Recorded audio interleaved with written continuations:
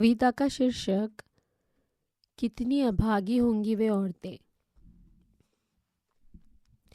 मैं एक ऐसी लड़की को जानता हूँ जिसने हजारहा वादे किए, मेरी मर्जी के खिलाफ, जो मुझे प्यार करने को मजबूर करती रही।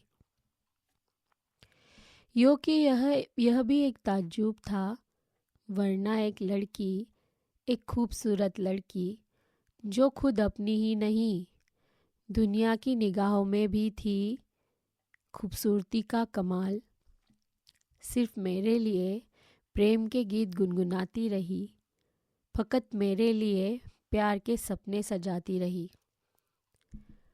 खुद मुझे भी इस पे हैरत थी, मगर उसने मेरे गीत गाए हैं, मेरे सपनों को अपनी चाहत का रंग बख्शा है, मेरी रातों को पुरजोश मोहब्बत दी है। आज मैं उसके गीत गाता हूँ, वह कहीं और महफिलें सजाती है। जब वह चलती है, सारी महफिल झूम जाती है।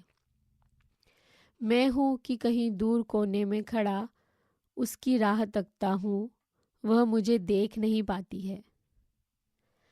अक्सर हम मिलते हैं अजनबी की तरह, वह मुझे पहचान नहीं पाती है।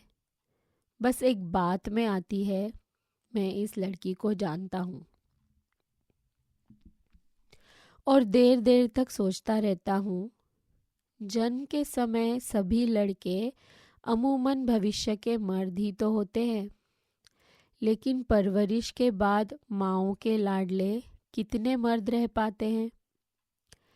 इस प्रश्न का उत्तर सिर्फ वही औरतें दे सकती है जो उनकी रातों को अपनी मोहब्बत से भरती है।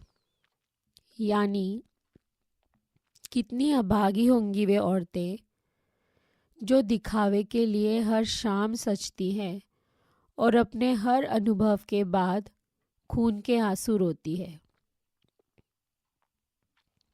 कविता का अर्थ। इस कविता को पिता की सीख कविता से जोड़कर पढ़िए।